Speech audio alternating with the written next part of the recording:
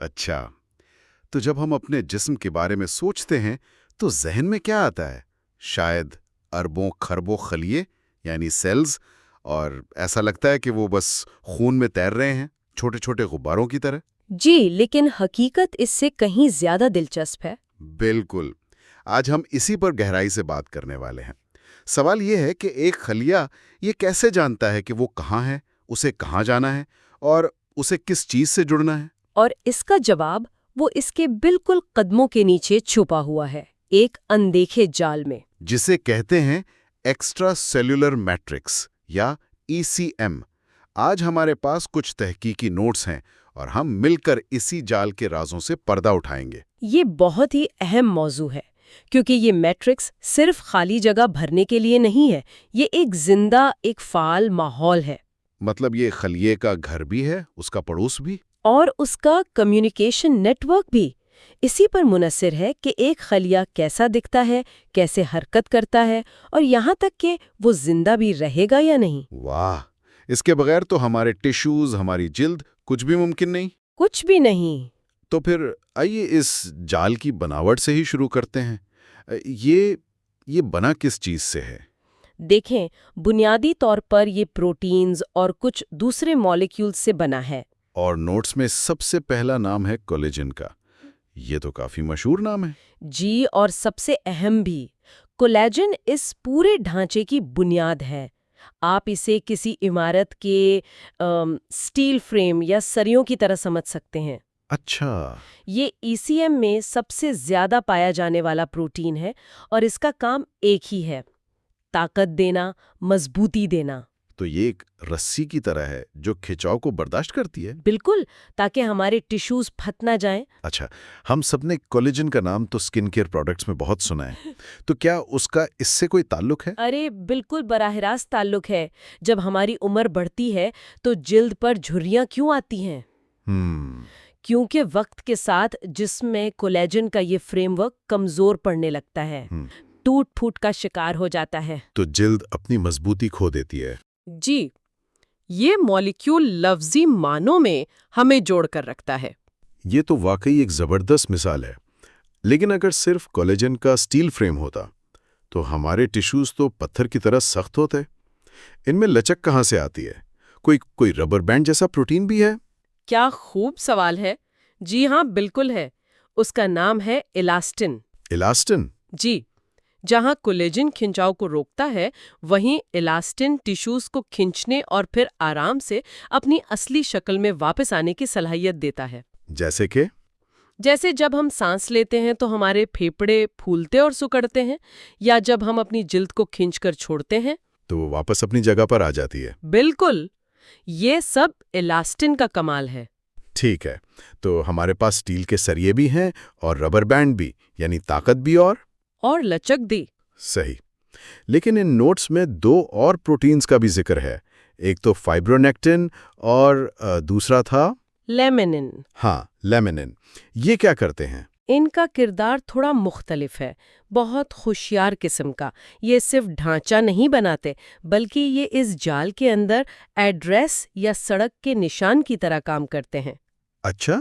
ان کا دوہرا کام ہے۔ ایک تو یہ خلیات کو اس میٹرکس پر چپکنے کے لیے خاص جگہ دیتے ہیں، جیسے ویلکرو ہوتی ہے۔ اور دوسرا یہ خلیات کی رہنمائی کرتے ہیں، خاص طور پر جب کوئی خلیہ حرکت کر رہا ہو، جیسے زخم بھرنے کے دوران۔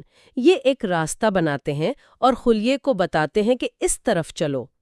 یعنی یہ میٹرکس صرف ایک بے جان سہارا نہیں، اس میں معلومات بھی چھپی ہوئی ہیں، ایک نقشے کی طرح جسے خلیے پڑھ سکتے ہیں؟ بالکل، یہ ایک انفارمیشنل ہائی وے ہے۔ اچھا، تو یہ کولیجن اور الاسٹن تو ایک فریم ورک بنا رہے ہیں اور فائبرونیکٹن اس پر پتے لکھ رہا ہے، لیکن یہ سب تو بہت سخت اور کھردرا ہوگا۔ نوٹس میں ذکر ہے کہ اس فریم ورک کے بیچ کی خالی جگہ بھی بھری ہوئی ہے کسی جیل جیسی چیز سے۔ جی، یہ اس میٹرکس کا دوسرا اہم حصہ ہے۔ اس جیل کو بنانے والے مالیکیولز کو پروٹیوگلائکنز کہتے ہیں۔ پروٹیوگلائکنز؟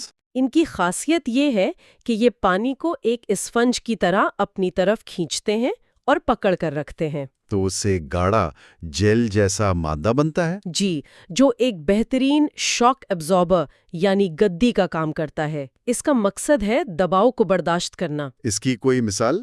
سب سے بہترین مثال ہمارے جوڑوں کے بیچ موجود کارٹلیج ہے۔ جب ہم دوڑتے یا چھلانگ لگاتے ہیں تو ہڈیوں پر زبردست دباؤ پڑتا ہے۔ یہ جیل اس سارے دباؤ کو جذب کر لیتا ہے تاکہ ہڈیاں آپس میں ٹکرا کر گھس نہ جائیں۔ بالکل، یہ ہمارے جسم کا قدرتی سسپینشن سسٹم ہے۔ کمال ہے۔ تو اب ہمارے پاس ایک مضبوط فریم ہے، اس میں لچک ہے، پتے لکھے ہیں اور خالی جگہوں پر ایک جیل بھی بھرا ہوا ہے۔ اب ہم آتے ہیں کہانی کے سب سے اہم موڑ پر۔ خلیہ اس پورے نظام سے رابطہ کیسے کرتا ہے؟ وہ اس نقشے کو پڑھتا کیسے ہے؟ یہاں پر ہیرو کا کردار ادا کرتے ہیں انٹیگرنز۔ انٹیگرنز؟ جی، یہ خلیے کی جھلی پر موجود خاص پروٹینز ہیں۔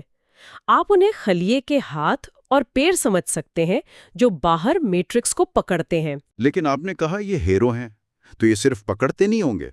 نہیں، یہ اس سے کہیں زیادہ ہیں۔ یہ سینسرز بھی ہیں۔ سینسرز؟ مطلب یہ محسوس بھی کرتے ہیں؟ جی ہاں، اور یہی تو سب سے حیران کن بات ہے۔ انٹیگرنز کا دوہرا کردار ہے۔ پہلا تو سختی ہے، یہ باہر موجود ای سی ایم کو خلیے کے اندرونی ڈھانچے یعنی سائٹوسکیلیٹن سے جوڑتے ہیں۔ ٹھیک ہے، اس سے گرفت مضبوط ہوتی ہے۔ لیکن دوسرا کردار مواصلاتی ہے اور یہ ٹو وے کمیونیکیشن ہے۔ ایک منٹ، ٹو وے مطلب خلیہ صرف ایک اینٹ نہیں جو چپکی ہوئی ہے، بلکہ وہ اپنے فرش کو محسوس کر رہا ہے اور اس سے بات بھی کر رہا ہے۔ بالکل، اسے کہتے ہیں آؤٹ سائڈ ان سگنلنگ۔ اس کی کوئی مثال؟ فرض کریں خلیہ نرم جیل جیسے میٹرکس پر ہے تو وہ آرام سے رہے گا، لیکن اگر اسے ایک سخت میٹرکس پر رکھ دیا جائے تو انٹیگرنز اس سختی کو محسوس کریں گے اور خلیے کے اندر سگنل بھیجیں گے کہ ماحول سخت ہے، خود کو مضبوط بناؤ۔ اور اس سگنل کے جواب میں خلیہ اپنا رویہ بدل سکتا ہے؟ جی، وہ اپنی شکل بدل سکتا ہے، تقسیم ہو سکتا ہے یا حرکت شروع کر سکتا ہے۔ اور خلیہ واپس بات کیسے کرتا ہے؟ اسے انسائیڈ آؤٹ سگنلنگ کہتے ہیں۔ اگر خلیے کو کہیں حرکت کرنی ہے تو وہ اندر سے اپنے انٹیگرنز کو سگنل بھیجتا ہے کہ باہر موجود راستے کو مضبوطی سے پکڑو۔ اچھا۔ اس سگنل کے جواب میں انٹیگرنز اپنی شکل بدل کر میٹرکس کو زیادہ مضبوطی سے تھام لیتے ہیں۔ یہ مسلسل بات چیت چلتی رہتی ہے۔ تو یہ ایک ذہین نظام ہے، خلیہ ماحول کو سمجھ کر فیصلے کر رہا ہے۔ اچھا، تو یہ ہاتھ یا انٹیگرنز میٹرکس کو پکڑتے کہاں ہیں؟ نوٹس میں فوکل ایڈہیژنز کا ذکر ہے۔ بالکل، فوکل ایڈہیژنز وہ مخصوص جگہیں ہیں، وہ ہاٹ سپاٹس جہاں انٹیگرنز کا ایک پورا جھرمٹ اکٹھا ہو کر ای سی ایم کو پکڑتا ہے۔ اور یہ خلیے کی حرکت کا مرکز ہے؟ جی، نوٹس میں انہیں لنگر یعنی اینکر سے تشبیہ دی گئی ہے نا؟ ہاں، جو حرکت کرتے ہوئے خلیے کو آگے کھینچنے میں مدد دیتے ہیں۔ یہ بالکل درست تشبیہ ہے۔ جب ایک خلیہ آگے بڑھنا چاہتا ہے تو وہ پہلے آگے کی طرف ایک پیر نکالتا ہے، پھر اس پیر کے نیچے ایک فوکل ایڈہیژن بناتا ہے جو میٹرکس پر ایک لنگر کی طرح جم جاتا ہے؟ بالکل، پھر خلیہ اپنے اندرونی پٹھوں کو سکیڑ کر خود کو اس لنگر کی طرف کھینچتا ہے، پھر پچھلا لنگر اٹھاتا ہے اور یہ اول دہراتا ہے۔ بالکل ایک کوپیما کی طرح جو چٹان پر چڑھ رہا ہو۔ بالکل وہی۔ تو یہ فوکل ایڈہیژنز صرف انٹیگرینز سے بنے ہیں یا؟ نہیں، یہ بہت بڑے اور پیچیدہ کمپلیکس ہوتے ہیں۔ ان میں انٹیگرینز کے ساتھ درجنوں دوسرے پروٹینز بھی کام کرتے ہیں۔ اور ان میں کوئی سب سے اہم کھلاڑی؟ جی، ایک ہے جسے FAK کہتے ہیں، فوکل ایڈہیژن کائنیز۔ آپ FAK کو اس پورے سسٹم کا سگنلنگ ماسٹر سوئچ سمجھ سکتی ہیں۔ Master switch? جی، جب انٹیگرینز باہر میٹرکس کی سختی یا نرمی کو محسوس کرتے ہیں تو FAK ہی وہ پروٹین ہے جو اس میکینیکل معلومات کو کیمیائی سگنل میں بدلتا ہے اور اسے خلیے کے دماغ یعنی نیوکلیس تک پہنچاتا ہے؟ بالکل صحیح۔ FAK ایک طرح کا مترجم ہے جو چھونے کی زبان کو کیمیائی زبان میں بدلتا ہے۔ اور اس معلومات کی بنیاد پر خلیہ بڑے فیصلے کرتا ہے۔ جی ہاں۔ ٹھیک ہے، تو فوکل ایڈہیژنز حرکت کرنے والے خلیات کے لیے ہیں جو اپنے لنگر ڈالتے اور اٹھاتے رہتے ہیں، لیکن یقیناً کچھ خلیات ایسے بھی ہوں گے جنہیں اپنی جگہ پر مضبوطی سے جمے رہنا ہوتا ہے، جیسے ہماری جلد کے خلیات، وہ تو ادھر ادھر نہیں گھوم سکتے۔ آپ نے بالکل صحیح نقطہ اٹھایا ہے۔ تو کیا ان کے لیے کوئی زیادہ مستقل قسم کا سپر گلو بھی ہے؟ بالکل، اور اس کے لیے ایک بالکل مختلف اور بہت زیادہ مضبوط جوڑ موجود ہے.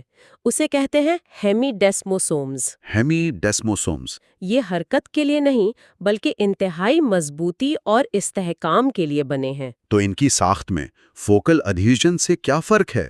2 بڑے فرق ہیں.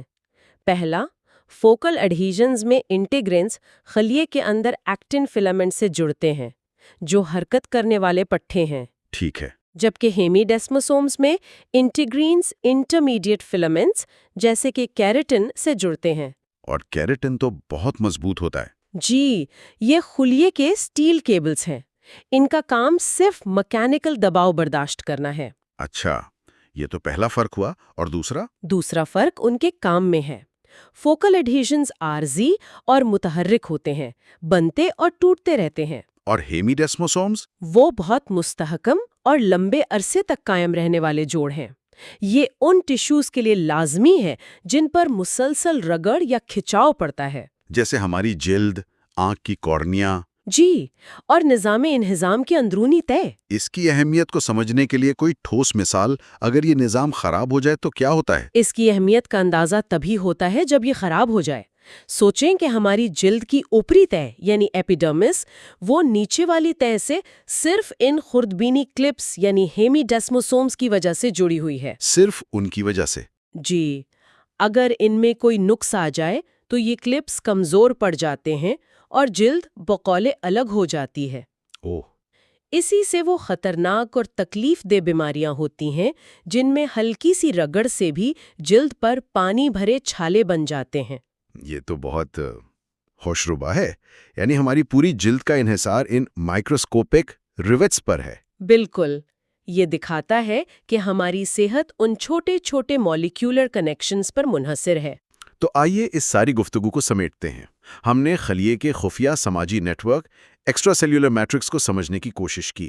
یہ صرف ایک ڈھانچہ نہیں بلکہ معلومات سے بھرا ایک جال ہے. جی، جس میں کولیجن طاقت دیتا ہے، الاسٹن لچک اور پروٹیوگلائکنز کا جلد دباؤ برداشت کرتا ہے. اور اس جال سے جوڑنے اور اسے پڑھنے کے لیے خلیات انٹیگرینز کا استعمال کرتے ہیں جو ہاتھ، پاؤں اور سینسر سب کا کام کرتے ہیں. بالکل، ایک 2 وے ریڈیو کی طرح جو خلیے اور اس کے ماحول کے درمیان مسلسل رابطہ رکھتے ہیں. اور ہم نے 2 اہم جوڑوں کا فرق بھی سمجھا. ایک ہے فوکل ایڈہیژنز جو ایکٹن سے جڑ کر حرکت میں مدد دیتے ہیں جیسے کوہپیما کے لنگر. اور دوسرے ہیں ہیمیڈیسموسومز جو انٹرمیڈیٹ فلامنٹس سے جڑ کر ٹیشوز کو بے پناہ مضبوطی فراہم کرتے ہیں جیسے کسی عمارت کے مستقل نٹ بولٹ. آج کی اس گہری گفتگو سے یہ بات تو واضح ہے کہ زندگی کی بنیاد ان چھوٹے چھوٹے رابطوں پر ہے. خلیے کی سطح پر یہ خردبینی کنیکشنز ہماری حرکت، ہمارے زخم بھرنے اور ہماری جلد کو اپنی جگہ پر رکھنے جیسی بڑی چیزوں کو کنٹرول کر رہے ہیں. اور یہ ہمیں ایک وسیع تر سوچ کی طرف بھی لے جاتا ہے. ہم نے دیکھا کہ ایک حیاتیاتی نظام میں بنیادی سطح پر مواصلات اور رابطے کتنے اہم ہیں. یہ سوچنے پر مجبور کرتا ہے کہ جب کسی بھی پیچیدہ نظام میں، چاہے وہ حیاتیاتی ہو، سماجی ہو یا تکنیکی، جب بنیادی سطح پر یہ رابطے کمزور پڑ جائیں یا ٹوٹ جائیں تو اس کے نتائج کتنے بڑے اور کتنے دور رس ہو سکتے ہیں.